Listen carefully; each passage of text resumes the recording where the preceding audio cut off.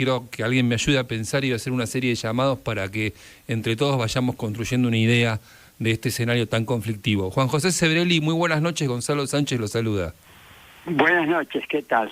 Sebrelli, bueno, estamos un poco ahí tratando de entender qué es lo que está pasando con la educación en la Argentina, por qué este énfasis del gobierno nacional en suspender las clases en la ciudad de Buenos Aires, aun cuando la evidencia epidemiológica indica que todavía se pueden hacer las cosas de otra manera. Bueno, el gobierno actual está empeñado en destruir el país en todos los aspectos y lamentablemente lo está logrando en muchos aspectos. Primero la economía, ni digamos, deshecha, destruida. La sanidad, que es lo que se llena la boca permanentemente para justificar alguna de sus falencias, también se equivocó en todo, absolutamente en todo. En la vacunación, en creer que con el encierro de la sociedad, un encierro único en la historia de esta pandemia, se solucionaba todo y entre tanto ni se equivocó totalmente en la compra de las vacunas y además ni siquiera tienen las suficientes. Es decir que un desastre. Lo positivo que yo veo de esto es que parece que un pueblo bastante adormecido,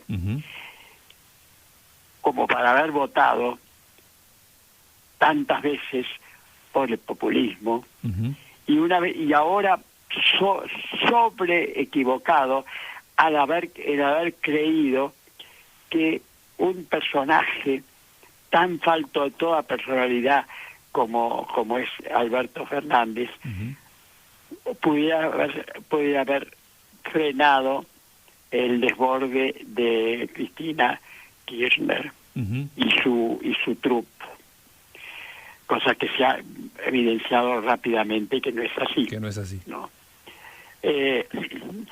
Eso me alienta un poco. ¿Qué podemos hacer los que no tenemos elementos en nuestro poder?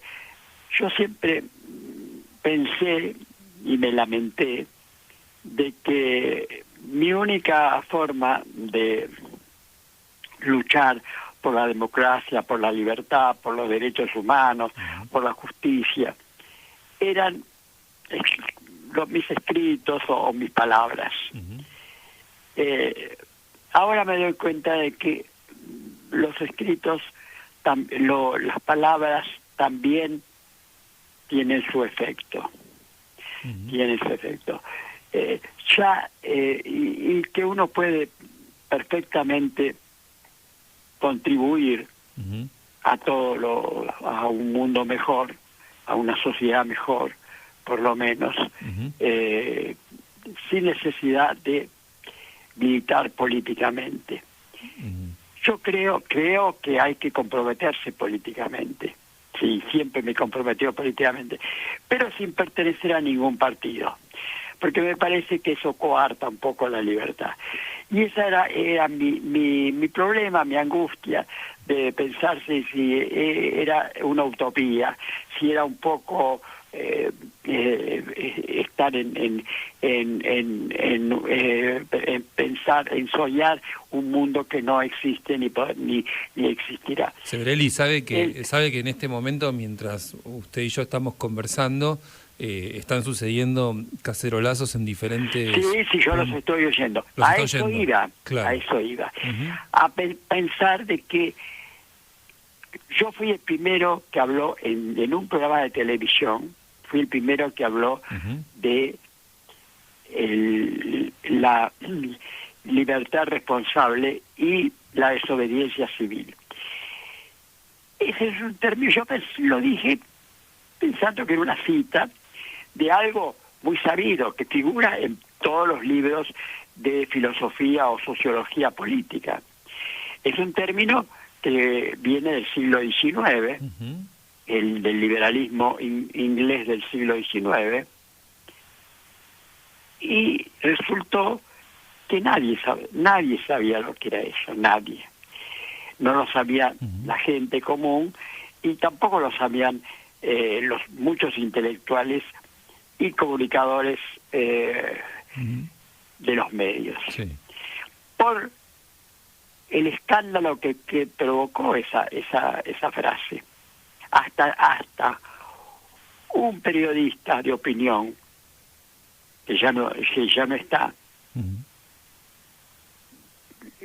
clamó a al Poder Judicial para que me hicieran un juicio por rebelión, por rebeldía, no sé por qué. Bueno, sin embargo, esas dos palabras,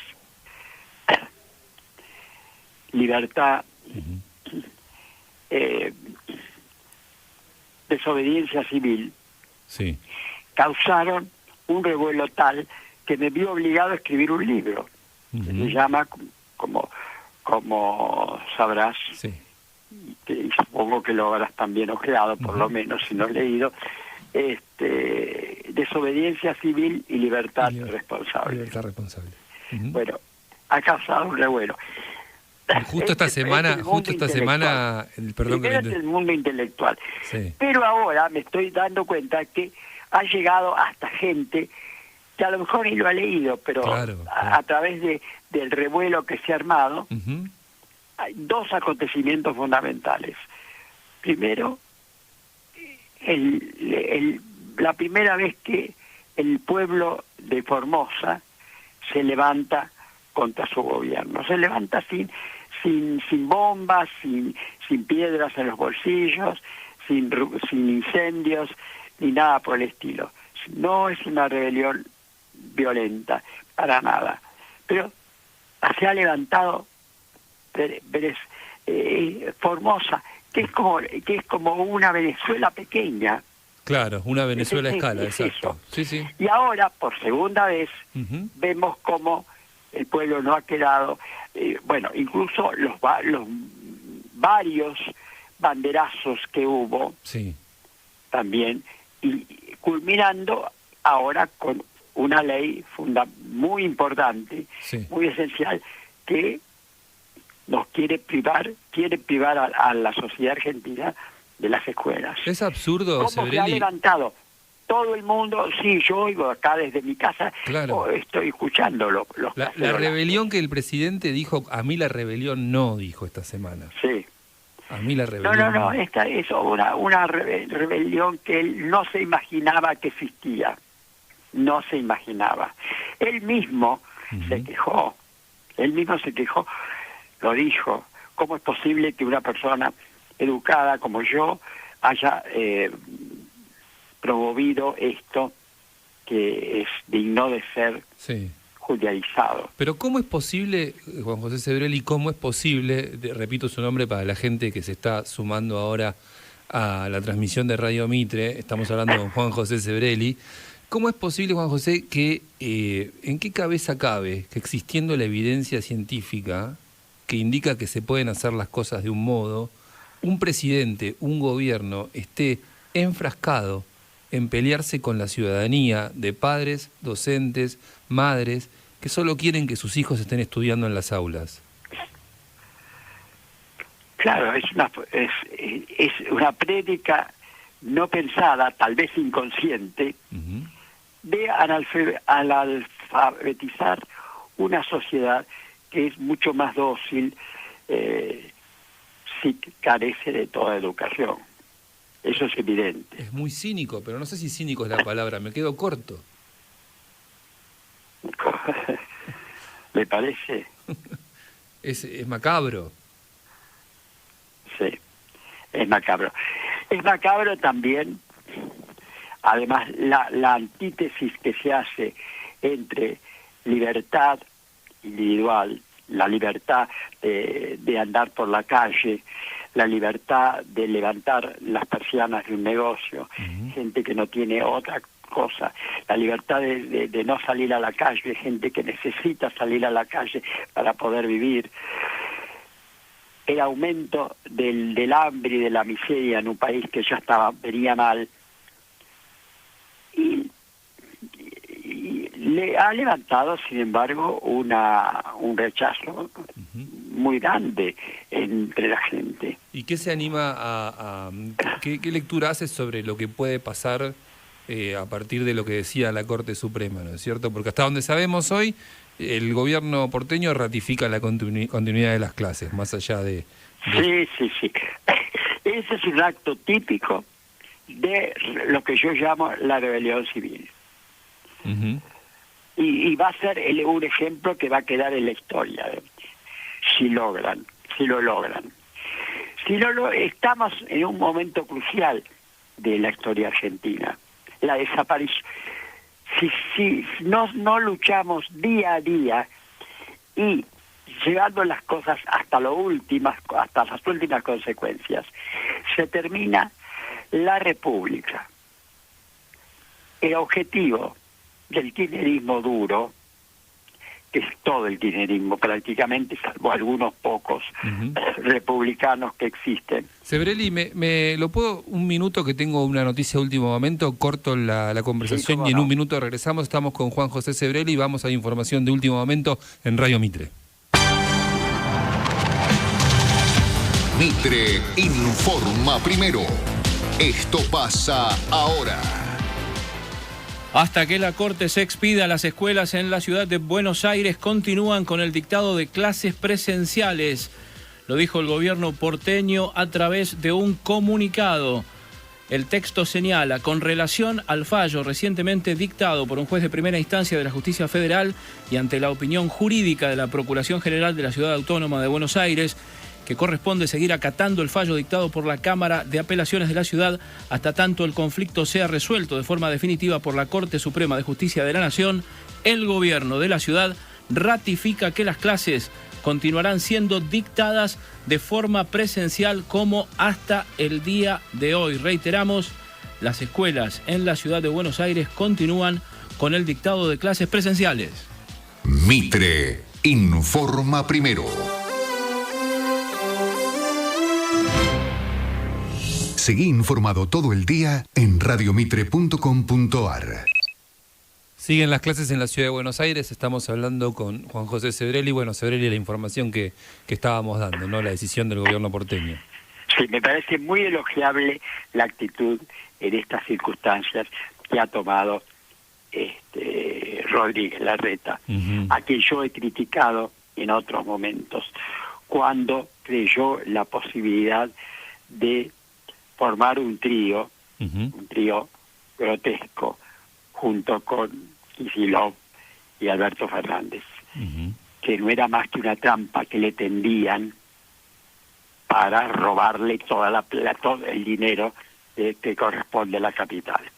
Claro, que fue lo que sucedió. Siempre el peronismo y Ciudad de Buenos Aires son antitéticos. Nunca ha triunfado un gobierno peronista en la ciudad de Buenos Aires, nunca.